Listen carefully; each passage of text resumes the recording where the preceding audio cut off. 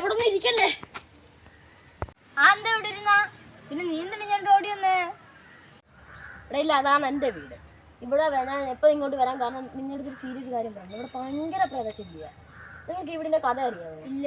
പണ്ടൊരു കൊച്ചു കുട്ടിയെ കുഴിച്ചിട്ട് ഇവിടെ എവിടെ കണ്ടാണ് ആൾക്കാർ പറയുന്നത്.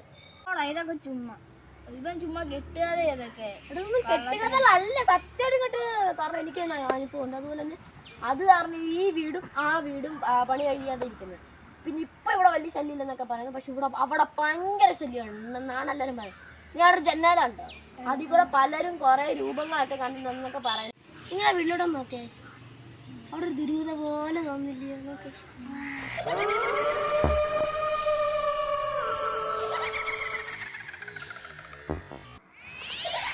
ഉറപ്പായാലിയാ ഇത് ശരിയാണ്.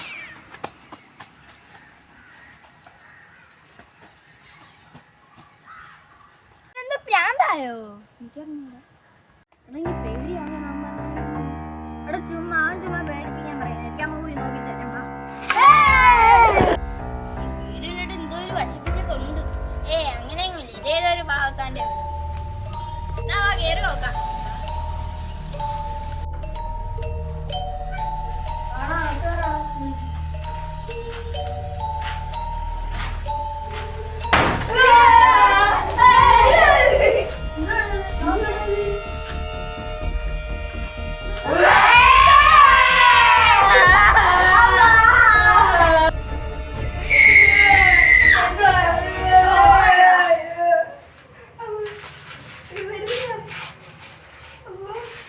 അവിടെ നല്ലതാ കേട്ടോ, അങ്ങോട്ട് വാ.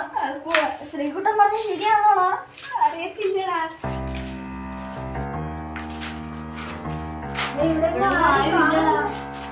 അങ്ങനെ ശബ്ദം കേട്ടോ?